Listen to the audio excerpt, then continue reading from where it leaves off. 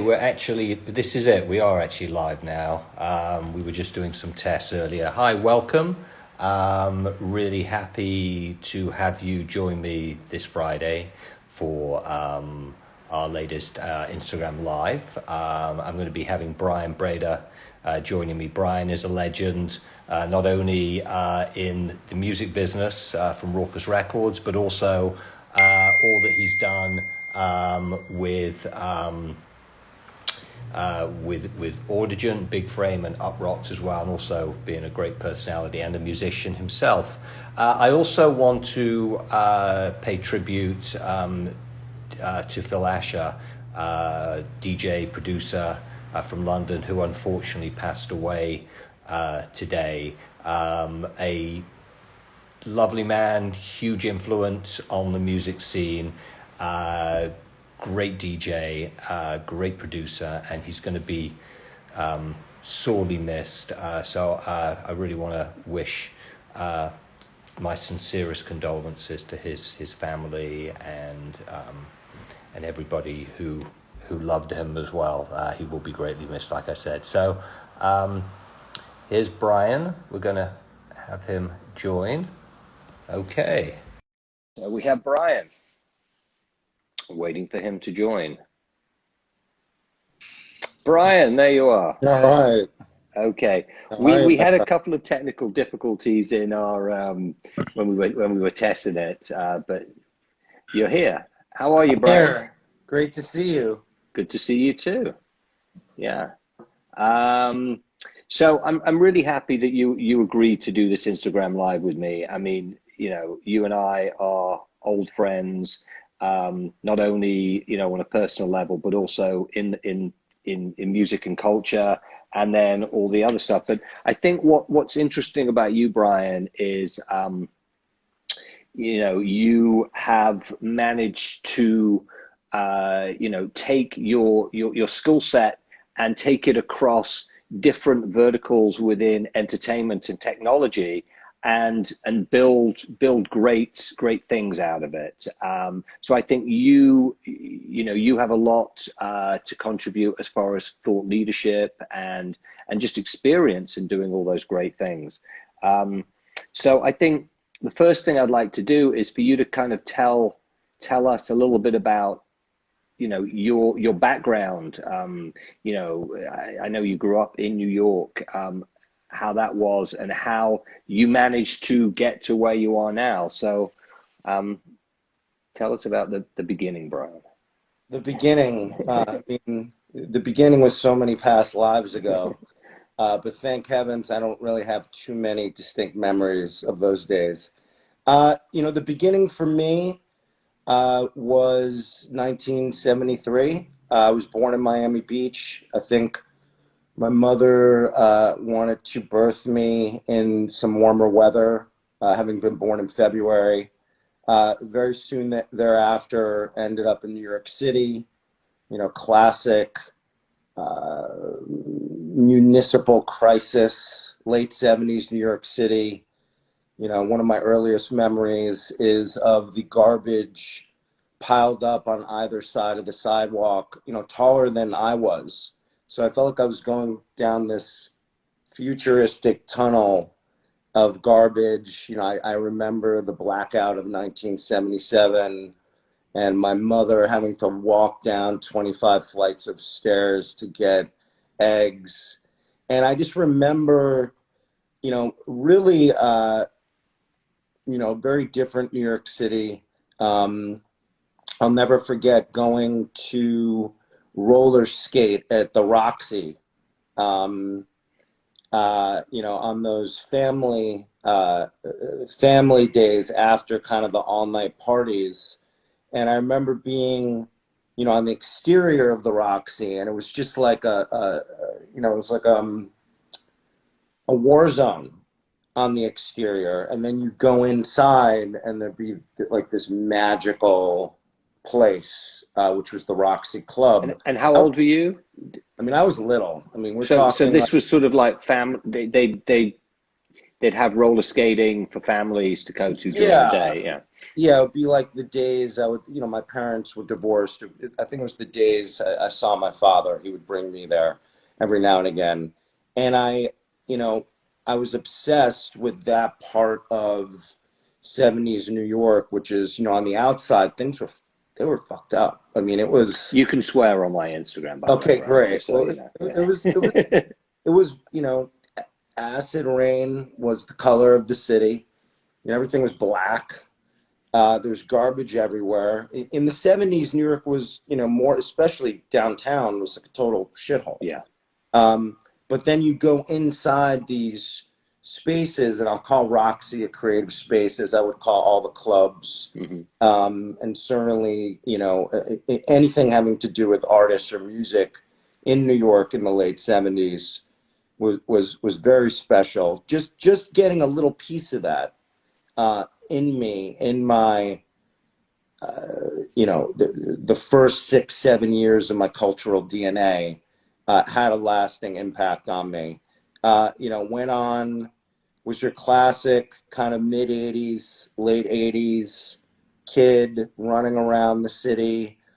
Didn't have a whole lot of discipline, at least in my house, as far as curfew or really any rules. So I was able to run around the city, get, I think that vital experience of going to all these clubs, underage, fake ID, hanging out with club kids, and just soaking in this, it's just a very different And you were experience. you were at high school at Horace Mann, right? Yeah, correct. Yeah. And is that where you met Jarrett? Uh, I mean, listen, I grew up 10 blocks away from Jarrett on the Upper East Side. I mean, I met Jarrett probably in kindergarten. Wow, that's Yeah, amazing. yeah, a long And for time. those that don't know, Jarrett Meyer was Brian's co-founder at Rawkus, and then you guys went on and you did UPROXX together, and obviously still very, very good friends. So that's Yeah, I never knew you guys met in kindergarten. Wow, that's yeah, very impressive. we go, You go way very, back. very way back.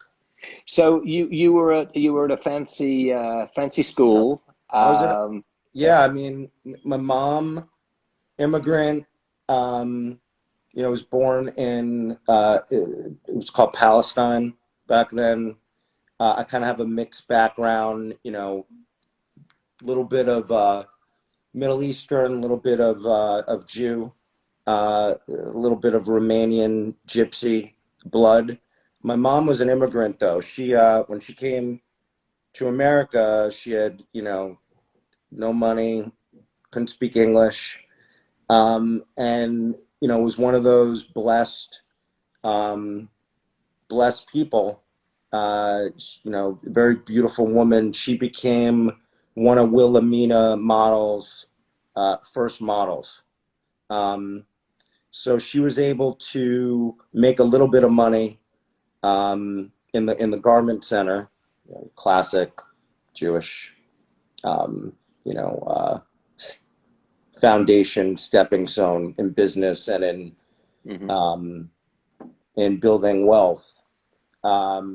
Made a little bit of money and was able to send me to private school, which obviously I was very grateful for. Just the experiences of going to that school in particular, where I certainly was not the rich kid at the school, Right. and being around that kind of power and wealth also influenced me. And I'm grateful for that experience as well. And when did you first start sort of like feeling that music, Yeah, becoming obsessed with music? yeah. What was when did that happen? That happened for me in 1986 when I started playing bass. So, uh, you know, New York City is it's a great place for a teenager, right? I don't really know if it's the greatest uh, you know, a younger, a younger child. So for me, I was like cooped up quite a bit, 9 years old, 10 years old, 11 years old. I mean, I remember those years in particular. I was like, what the fuck is going on? Like, I was just, I don't think I was the happiest person. Right.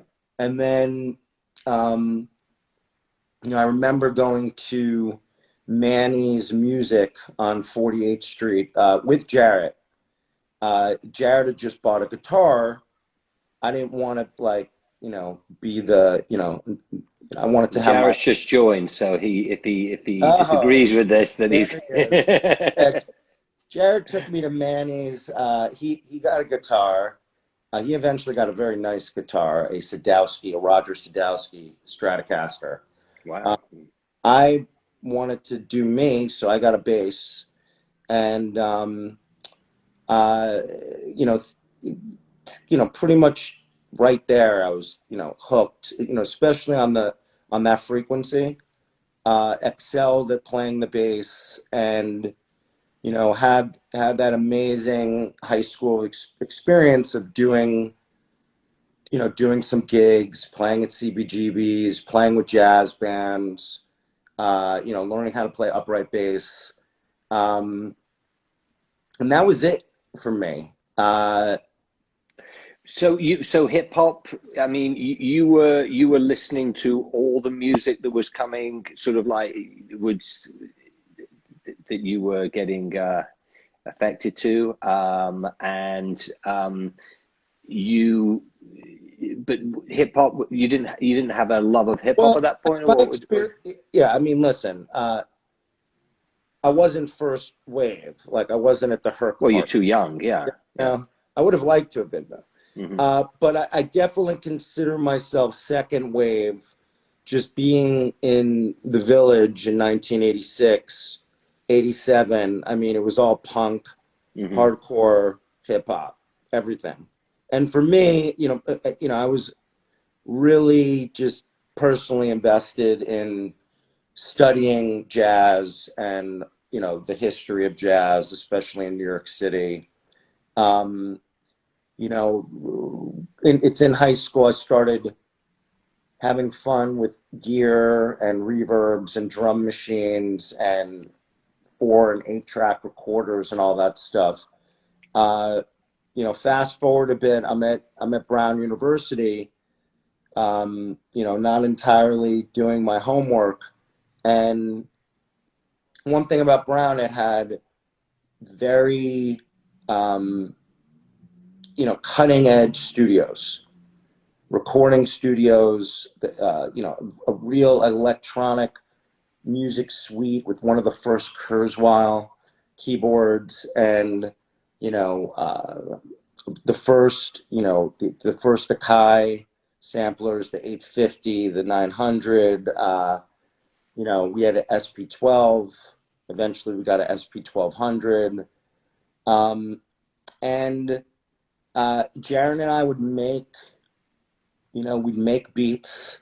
We became friendly with quite a few of the local rappers in the New England area.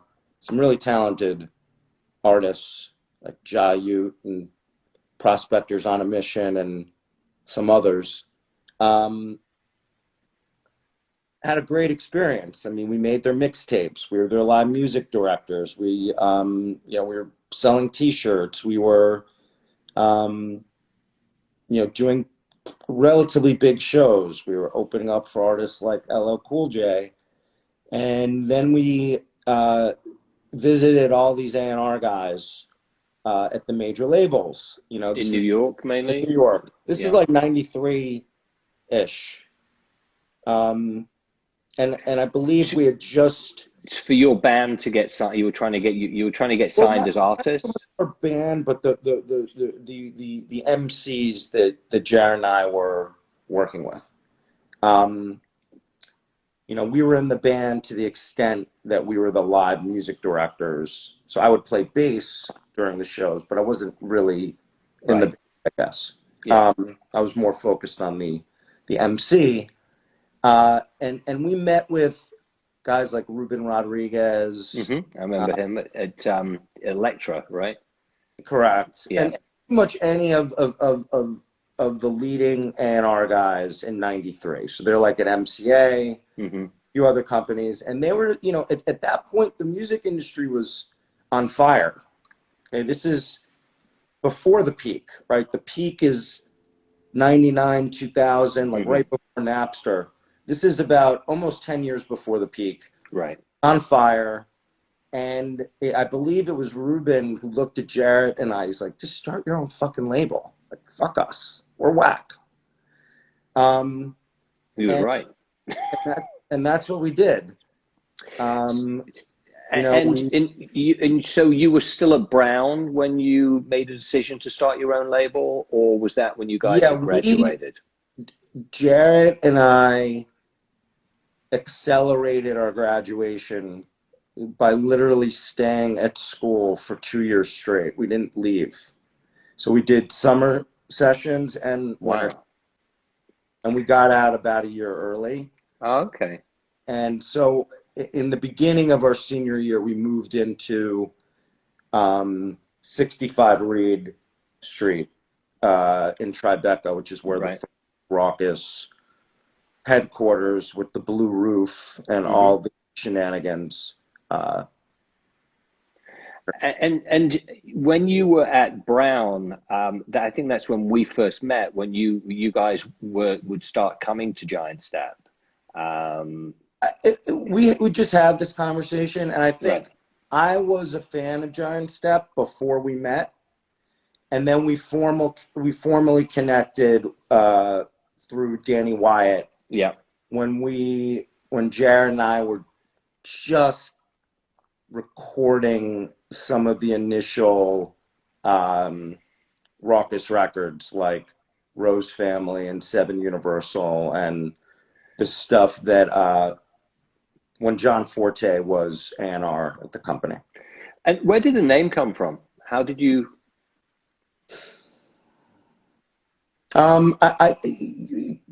My vague memories just coming up with it. You know, just, you know, changing the spelling of a word. It actually started as Raw Management. Obviously, that was not original.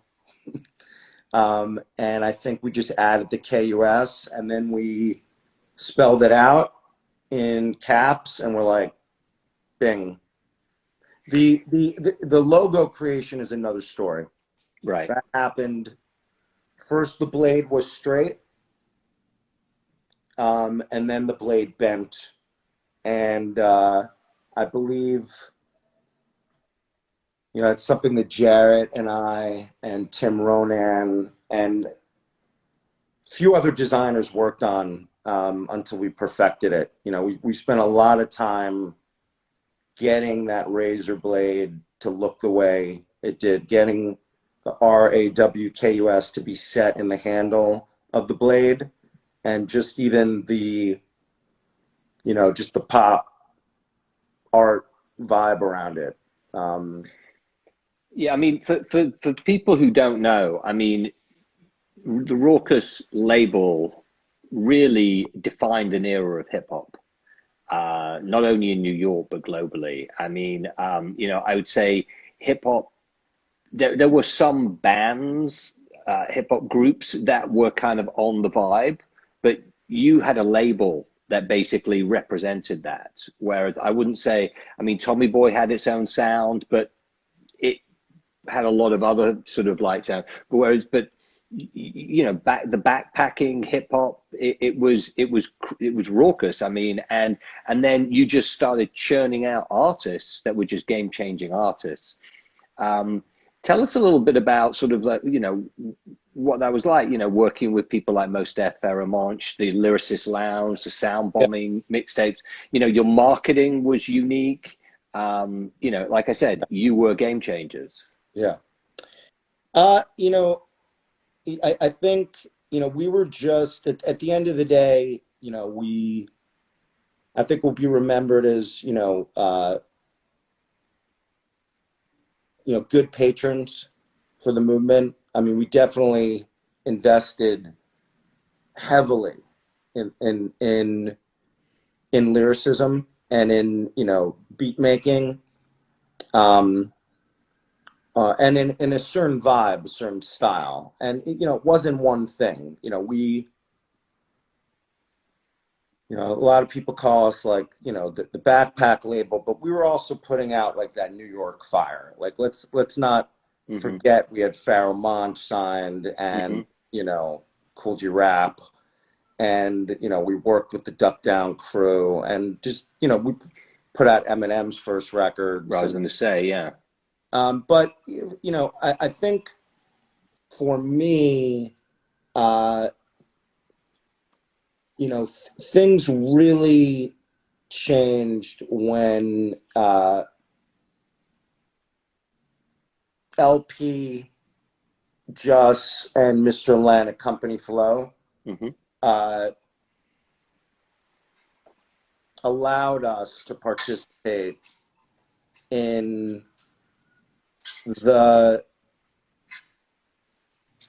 in their community, which was extremely diehard.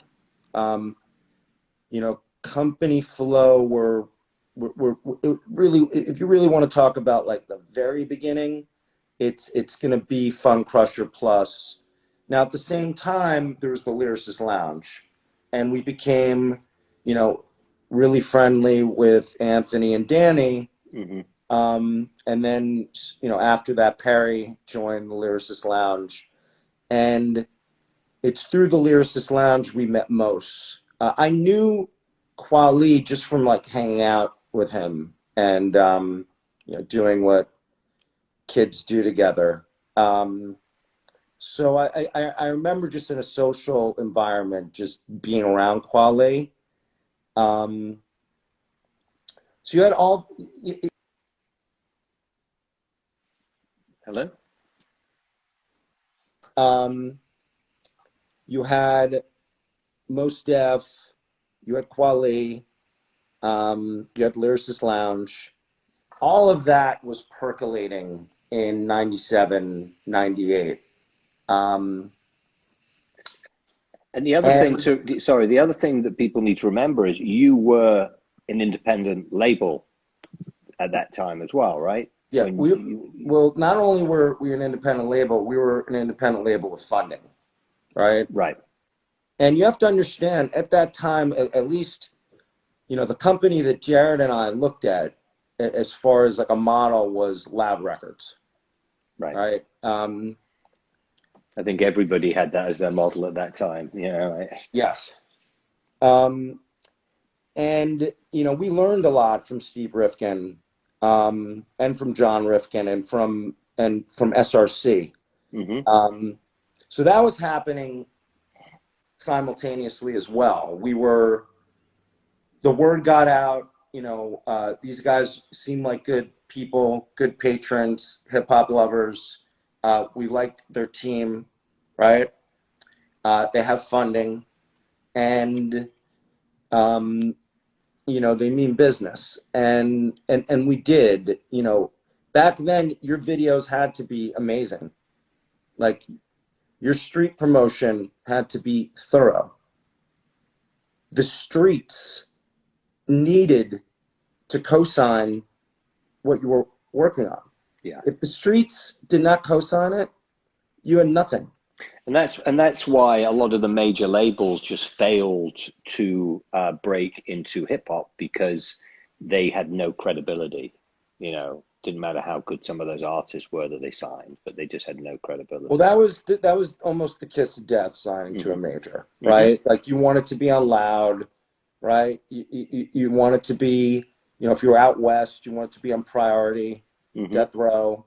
You know, East Coast, New York in particular, you know, as Loud transitioned, right? Because they went from like, you know, Wu-Tang, Mobb Deep, Big Pun, Alcoholics. I was into Loud when they put out the Madcap record. You know, Jared and I love that record. And then an opening for Rawkus, and that's when we just, you know, we went ballistic. We put out more 12 inches than, you know, probably almost any indie label at the time. You know, we had mega fandom, kids lining up around the block, kids spending thousands of dollars a year on Rawkus vinyl, CDs, And you had your merch as well. I and remember the the merch. merch. Yeah. And the merch was moving. And it was just, you know, it was an amazing experience. You know, it was very concentrated. I think it was really about a, you know, 5, 6 year period between 97, 2002, 2003, but it ended with, you know, amazing catalog, amazing lyricism. You know, I was listening to, you know, Black Star instrumental vinyl a couple of days ago, just listening to High Tech, and I'm just like, this is so good. You know, I'm not gonna. It even sounds better today. I mean, that's Yeah, how I good. mean, some of those records, I mean, are just timeless. Yeah. You know, you put them on now, you put them on in a club, No, and I you know. forgot to mention Fat Beats. Hmm. Um, you know, Fat Beats was our. I mean, they were our partners as far as, you know, all that vinyl clout. When you'd walk into a DJ store in any city, half the wall were Rawkus Records. Um, you know, I remember, you know, working with, you know, we had to work with a lot of promoters. Like, we had to get airplay, we had to do all that stuff.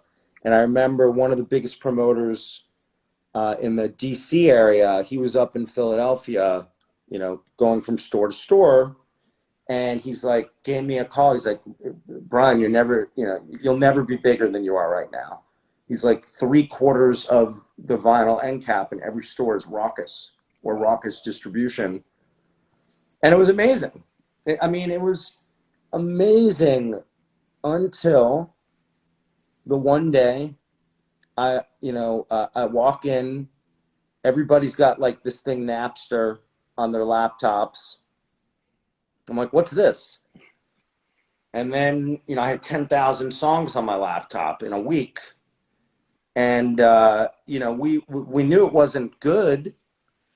Uh, Fortunately, we were able to stick it out, and, you know, the catalog found a good place in Universal Music Group. Um, you know, I'm happy Jimmy Iovine cut a deal with Jared and me.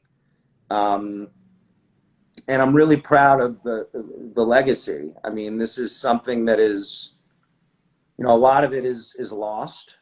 It's not like all the 12 inches are, you know, you can buy them.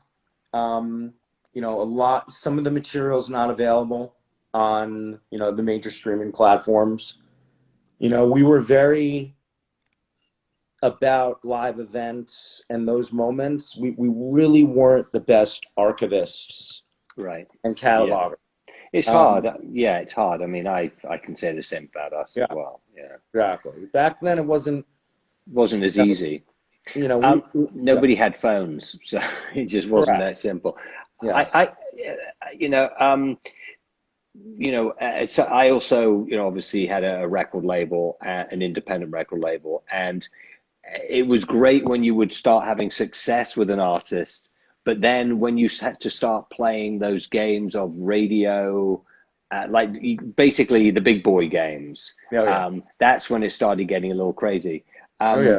Um, can you tell one of your crazy radio promotion stories, which I mean, I with certainly, with a certain starting person of them. who shall remain nameless? Yeah, I certainly won't. Uh, you know, I'm definitely not going to describe the majority of my radio promotion experiences. I mean, I think for me, the most incredible moment of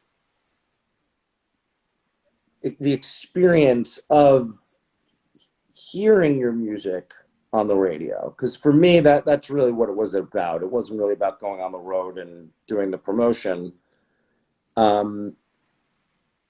It was when we put out Simon Says by Pharoah Monch. Simon Says, get the fuck up.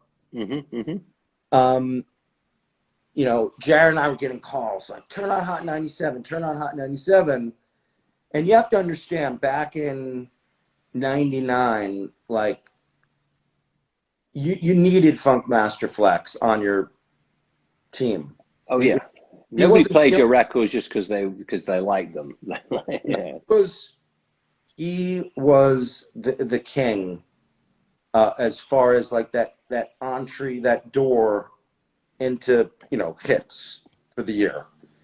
And he got his Pharoah Monch Simon Says record, and then during, you know, drive time, prime time rush hour, you know, 4, 5, 6 o'clock traffic, he played that record 40 times in a row. And he just kept bringing it back, dropping bombs on it. And he played the record for about an hour. And I don't think he's ever done that with a record before. Wow. So, you know, having that experience, being a New Yorker, you know, in hip hop, you know, blasting the radio in your office with your whole team there, and everybody's just bugging. You know, that was one of the highlight. You know, I loved our parties. You know, we threw some really amazing events, but you know, I remember that experience. It was, you know, it was magic. And before we sort of move on to, because you've done so much more since Rawkus, I just want to just mention the Office, the classic Office that was on Broadway, where there was a Keith Haring painting in the lobby, which was awesome. And then I think you had like 3 floors or 2 floors in that building. We had 2 floor-through floors in kind of like that classic 4th and Broadway, right? New York loft style, industrial loft, and really special place if you spend time there. Oh yeah, and I mean, one of my main memories, besides it being extremely chaotic with people running around and a lot of stuff going on, was your office that you guys shared, where you didn't have desks, you sat on couches. Yeah. And that to me was like, where's their desk? You know, and they're successful and they don't have desks. Because I had a desk and I would sit at my desk, and when I had meetings, I would meet in the conference room. But you guys would just sit on a couch and just basically just riff and get the things done. You know, so. Well, I mean, it was a little more than riff, but you know, you're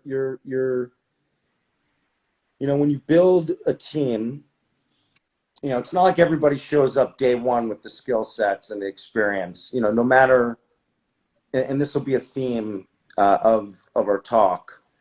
You know, it's really important that you allow people to become good at what they do in real time, on the job. And you know, I think, you know, that's where I learned that, where I could bring somebody in who this wasn't even on their resume. Right. Give them time, give them support, mentorship, experience, and then they could become the best at that. Right. You know, that is, we didn't always hire, you know, A&R people who came from major labels, and you probably couldn't afford it. I mean, they were probably too expensive. You know? At a certain point, we could afford it. I just, you know, nobody was packaging the way that we executive produced the music. It wasn't like the way the major labels package music. And just want to also say a couple of other things before we move on. Brian and Jared, I brought you guys on as consultants when I was setting up the independent wing of Giant Step Records. And you guys helped me learn certain things that, you know, stood in very good standing for me. And then the last thing is when you guys left Rawkus, you were managing Sarah for a Yeah. little bit of time, which Yeah, I we were remember. managing Jack Splash and Sarah. Wow. You know, we probably would have made excellent managers. I just don't think we had the opportunities, being that this was like a post Napster, post LimeWire period. There just wasn't enough for us to do for the artist that soon after the collapse of the the business. industry. Yeah, but it was a good So experience. You know, I loved working with Omos Keith, who went on to, you know, work work with with Erica and yeah, and Frank Ocean yeah, and several others. I mean, yeah, Omos and just was Kendrick as well, right? yes, you Yeah, know, real genius. yeah. You know, Jack Splash too. I think just by 2005, 2006, you know, I was very proud of the Rawkus 50, which is kind of how we left things. That was in 2006, 2005-ish, where we released 50 albums, all digitally, all at once. You know, did a cooperative marketing plan for everybody, did the best we could. And that was, at least to date, you know, that was the end of that particular part of the ride. I'm sure that we'll bring it back, though. We just don't know when. Right. You know, that we own the trademark, and I think at the appropriate time, I wouldn't be surprised if we try this again. So, you know, the interesting thing about you guys is, you know, you saw the writing on the wall with the music industry, and whereas a lot of people just sort of like hung on for dear life, and it was like they didn't know anything else or didn't believe that it was going to be that bad. You guys took the skills that you had applied within the record industry and the music industry, and you then applied that to create successful companies in other fields. You know, so I think that's something that's very impressive, and you know, I want us to just to talk about that because I think we can learn a lot from that. Well, if you start as a patron, your next move should be to continue to be a patron, right? So I think we saw the power of technology and of the internet, and we wanted to be a part of that. You know, the internet was still a little weird back in 2005, 2006. Certainly broadband was just kind of becoming available, and you know, still a large part of the U.S. population doing dial-up. Right. Or 2000. didn't even have Right. internet. Yeah. So, you know, we were fans of certain music blogs like Real Talk New York in the smoking section, Wrap Up. And we started to think about these early influencers, bloggers, right? That they were the content creators, and they also cultivated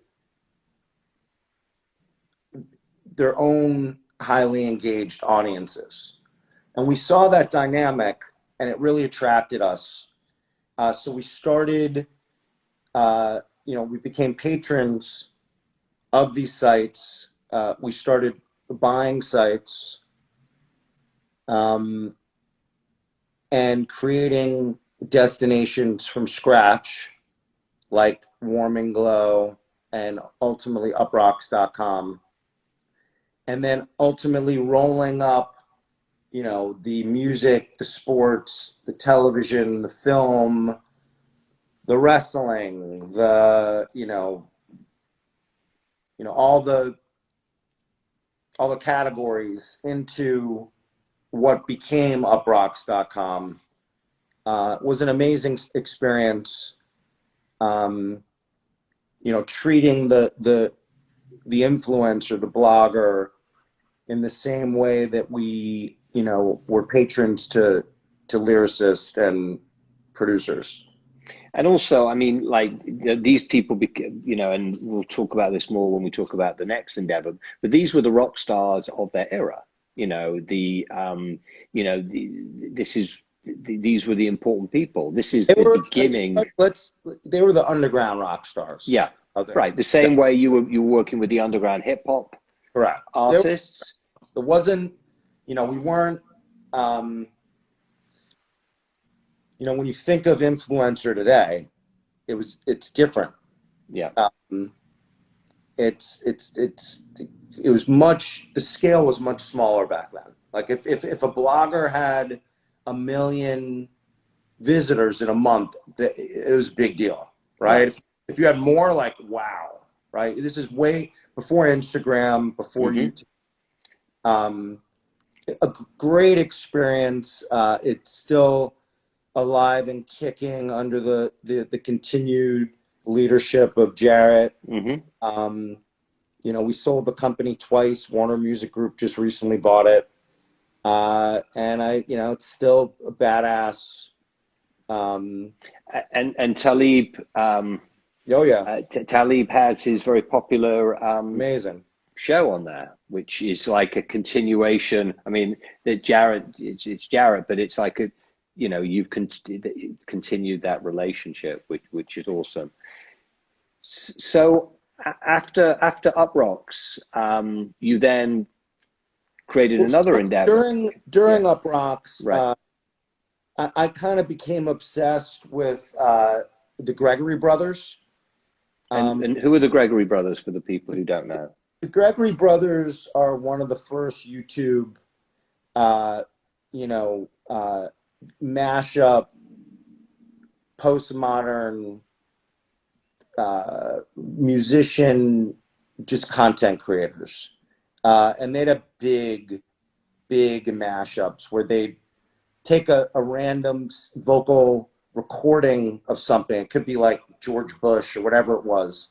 And they would just chop it up and tune it and turn it into something utterly ridiculous. I was hunting them down because I wanted to work with them. I was like, this is you know, never really saw anything like that before. And that's when I met Sarah Penna, who was kind of the de facto manager for a lot of these big YouTube stars. Brought Jarrett into the mix and a few other people, and, you know, turned something that was informal into something formal. She was, you know, she got organized. We incorporated, you know, we started one of the first YouTube studios, you know, otherwise known as a multi-channel network. And that was Big Frame, right? That was called Big Frame. Yeah. And, you know, we had artists like, you know, Mystery Guitar Man and Corridor Digital, and, you know, Jana Marbles was a part of Big Frame in the beginning, although she outgrew us. She was so big. And, you know, what amazed me about the YouTube influencers, well, you had Mystery Guitar Man, you just incredibly talented musician, making his own instruments, making videos, just really crazy next level. I'm just gonna call it postmodern shit, like just dope. You had these special effects wizards, Corridor Digital, who were doing these, you know, sci-fi special effects, action effects. It looked like it was coming out of, you know, 20th Century Fox or Disney. And they're just doing it like at home. And then you had Jana Marbles, who just had, you know, enormous influence, you know, as someone who's just leading women online in general. And I just was, you know, I was kind of humbled by the influence that these YouTubers could have, and just the kind of engagement. You know, it's one thing to go to a website, you know, and click around and you bounce. It's another thing to, you know, sign up, subscribe, and then show up every week at a specific time to consume the content. And that, you know, that level of engagement, you know, I'm still, you know, it still drives me because of just the amount of influence and influencers that AuDigent works with. But, you know, Big Frame taught me there was more than just music stars. There's more than the music industry in Hollywood and kind of the traditional modes of production, marketing, and distribution. That indeed artists don't need any of that. You Right. know, if they can lock in with a platform like YouTube, you know, and now it's more than YouTube, you know, they can achieve real independence and have real freedoms. And power as well. I mean, And power, yeah. you know, and then you're not like, you know, Beholden to the big corporations. you know, selling out, you know, there are consequences to selling out. It's just the way, it's just the nature of capitalism. So, you know, had a great experience with Big Frame. It was frustrating because, you know, parts of early UPROXX and Big Frame were frustrating because the modes of monetization were nascent. Right. You know, as an influencer, you really needed like a brand deal, right? You needed brand sponsorship. Without that, like, you weren't making any money. It's different now. Right. And I learned a lot about advertising from that experience. And, you know, I watched the value of blogger content and YouTube content be, you know, commoditized, driven down by technology, okay, by the changing bid dynamics, okay, in programmatic advertising, which were happening, you know, by 2006, certainly through 2010, everything was changing. And, you know, ultimately that led me to co-founding AuDigent, where we work with, you know, we call it the supply side in my business, but that's just a definition for the creative side, the publisher side. So yeah, just explain to people what AuDigent is, because it's not really a consumer-facing company. So, you know, people it might not mean anything, Yes. but it touches their lives. So AuDigent is it is a technology platform for the sports, entertainment, and lifestyle industries.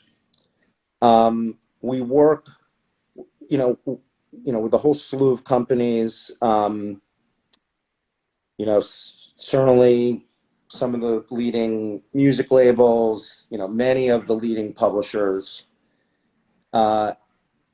Really, the entire supply side, and what I mean is like everything, almost every website we can work with, we can enable brands to connect with. You know, we really wanted to create a data platform that was good for, you know, the right people. right? As opposed to everything just being good for a couple of companies, and we know who they are. You know, we wanted to create opportunities for everybody else. And we've been, you know, the company's about 4 years old, and we've been, you know, very successful. So I think it's, you know,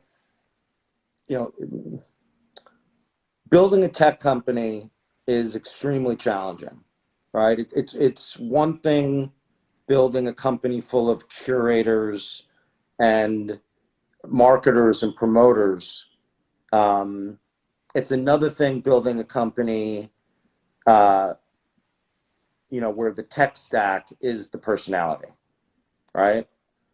And where you need to allow people to learn in real time and to become good at their jobs. Like in the beginning, we could not just hire a CTO.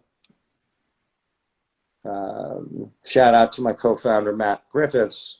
You know, we had to hire the right senior data engineer and allow them to become that great CTO. And it takes a lot of work. You know, it's amazing. You know, the people that are the most successful are the ones that they take it all in, they listen, they don't talk too much, they absorb it, and they learn, and they learn quickly. Like, you fuck up, you know, you have to look at How do that. you fix it? Yeah. Look at that feedback loop. Really look at it closely. Yeah. You can't fuck up again. Yeah, I remember it's got to be like 5 years ago. We were sitting in Soho House, and you said, I want to tell you about a company that I'm about to Right. start. And you kept on looking around the room to make sure that no one could hear us. And I'm like, what's up with this? I mean, no one's, I mean, and then you told me about it, and I was like, well, I'm in, you know, can we invest? Yeah. And Esther and I invested on behalf of Giant Step as well. And, you know, it was, and we just watched your company grow, and it's an incredible thing. Yeah, you know, you never know when you start, whether it's going to work. I think if you just allow for no other possibility, it works. You simply you have to see yourself in the future after you succeeded, right? And you need to do everything you can do to take those baby steps, because there's so many things going on in a technology company.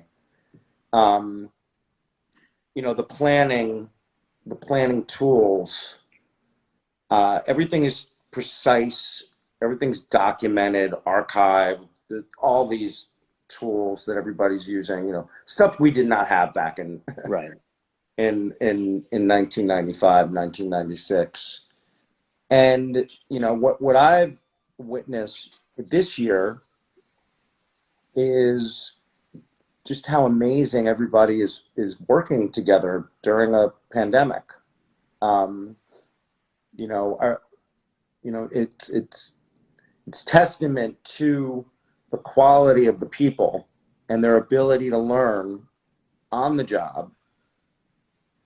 And technology in general, that, you know, companies like ours were able to grow 300+% year over year, at a time when many companies are struggling. You know, I think, you know, everybody has to really look at, you know, what's happened in the last year. This is the time to ascend and take your own game to the next level. Like, Totally. if you're selling fucking cupcakes at your cupcake shop, it might be time to level up and, you know, ship your cupcakes online. So, you know, get your Shopify on and go crazy. because that is the future. Yeah.